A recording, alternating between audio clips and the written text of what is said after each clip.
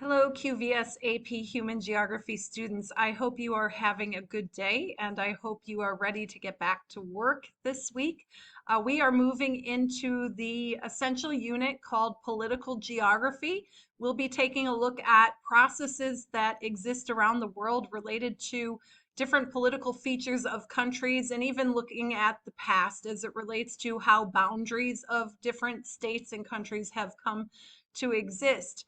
Um, Now in the second half of the year, our focus from January through May will also be preparing you for the AP exam that you will take in the month of May. If you look at the counter on the course page, we have 113 more days until the AP exam. Everything that you are doing from now until then should be in preparation for that test. If you are still a little bit behind, then you are going to have to quickly get caught up at this point. And I would encourage you to use the weekends, maybe work 3 hours per day in an effort to get caught up because it's so important that we cover all of the content prior to that exam date in May.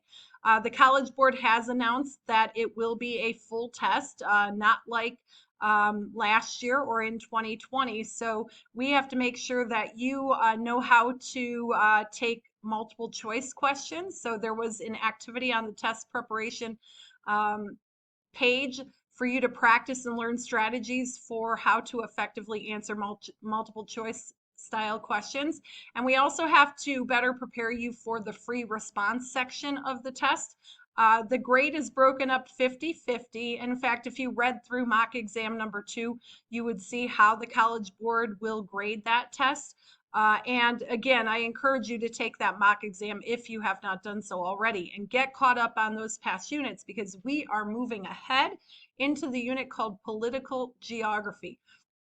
This unit will be open for 4 weeks, just like all of the others.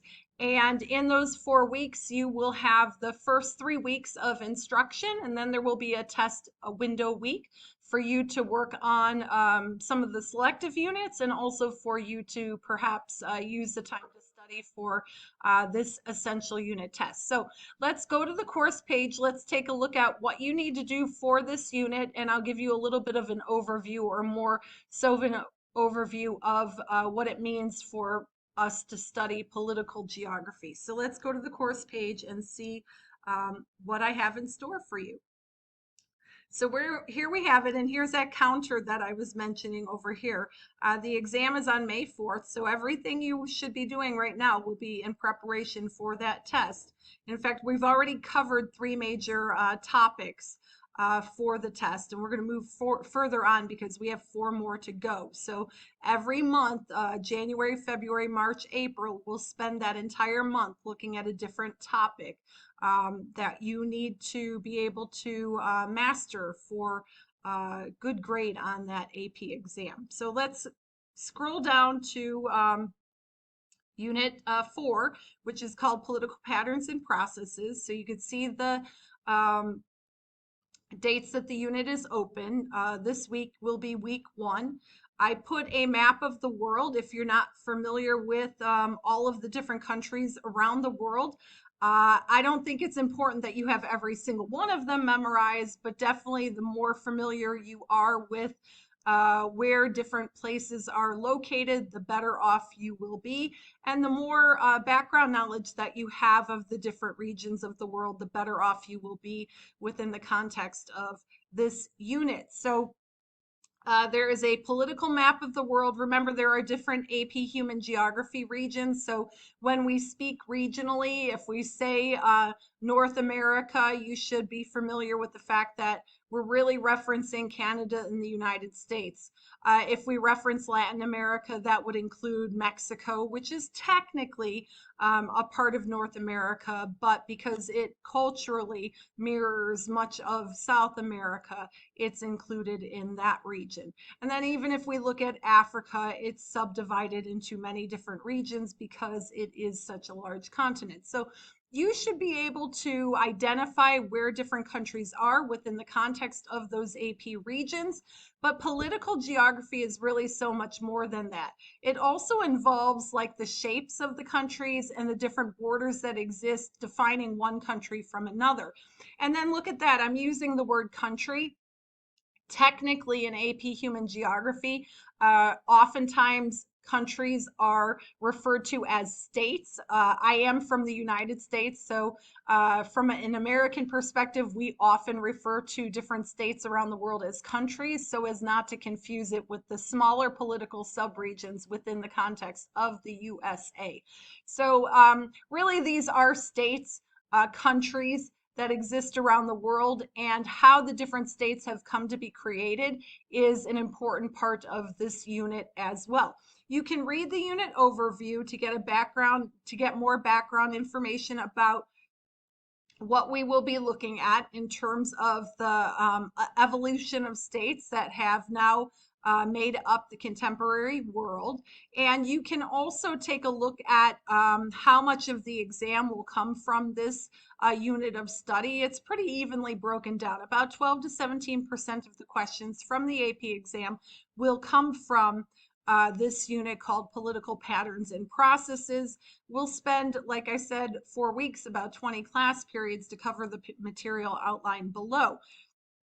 If you felt like last unit was a bit of a bear in terms of textbook reading, then you'll be happy to hear that in this unit it will lighten up a bit, because the only chapter related to this topic is chapter 8. It's entitled Political Geography. So go ahead and make sure that you take some time to review the information that is in the textbook. And then the note-taking template is here. And in fact, if you go to the end of the unit and you open the notes section here, and I'll open it for you, you can see that there are 5 different key topics. So you're going to have to do 5 note pages. And the 5 key questions are on page 252 of the textbook. And I even outlined them here. So these key topics should be the focus of the notes that you take for this unit. So again, only one textbook chapter. That should make everything in your life easier as it relates to taking notes. And then, of course, you know, I use Mr. Sin a lot. He's like the AP Human Geography guru. He has lots of nice introductory videos about the different topics that we will be studying. You know, I use them in the SCORM packages, or what we call these gifts of knowledge. But if you just want to review and watch them individually, I have them on this link as well. So you can kind of read, watch through the different topics here on that separate video page that I have under unit concepts. Okay. And then this is where we get to the activities that are required for mastery. So in the first week of this unit, I want to make it clear that we're going to cover 4 different AP topics, or subtopics, I should say. And they include an introduction to political geography 4.1. So you will be reviewing different concepts like state, nation state, stateless nations, autonomous states, semi-autonomous states, um, and even, oops, sorry, kind of lost my train of thought there, multinational states, so on and so forth. So you've probably heard some of these terms before. In fact, you know what a state is. A state is a country. What defines a country? It has a population. It has a clearly defined territory or boundary. It has a government, and it also can then interact with other countries, politically speaking. If you're not familiar with some of the other terms that I mentioned in terms of stateless nation and semi-autonomous or autonomous nations, then this introduction to political geography is going to be valuable for you. In this activity, you'll listen to Mr. Sin go through all of the definitions, and then I've put some maps together in order for you to get a sense of these different political features that are related to the geography of the world. So you'll be practicing and identifying some states, some stateless nations, so on and so forth. And then we're going to go back to ArcGIS. Perhaps you remember us using those maps. And within the context of this activity, you're going to look at some different types of borders, boundaries, and barriers to come to understand the different shapes of countries around the world, how natural features like mountains and rivers, deserts even act as boundaries of different countries. However familiar you are with the physical geography of the world, that will be valuable within the context of this activity as we look at borders, boundaries, and barriers. Then we move into 4.2, political processes. And within the context of this activity, we are going to be looking at how many of the states in the modern world have come to be. So if you are familiar with world history, you've probably studied colonization, and you know that at certain points in history, there were different empires that ruled or controlled large swaths of the earth. But in the 20th century, many of these places that were once colonized have since become independent. So in this activity on political processes, we are going to look at the process of decolonization, and we are going to look at how colonization has impacted the relations of these countries today. So if you think about the parts of the world, and I guess I could scroll back up to the map here. If you think about the parts of the world or the countries in the world who were the colonizers, so for much of history, Europeans and even Americans were colonizers.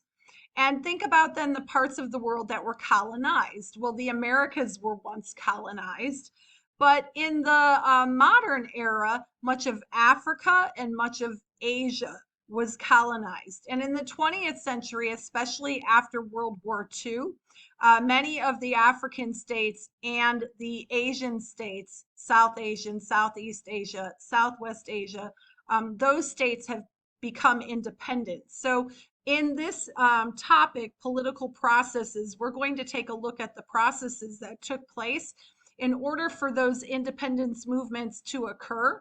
And we will be looking at the legacy of colonization in those different territories. Because, like, if you consider again Africa today, much of the political and economic problems that exist are related to the legacy of imperialism or colonization. So it's important for you to understand that, especially as it relates to this large region of the world. So we will do that within political processes.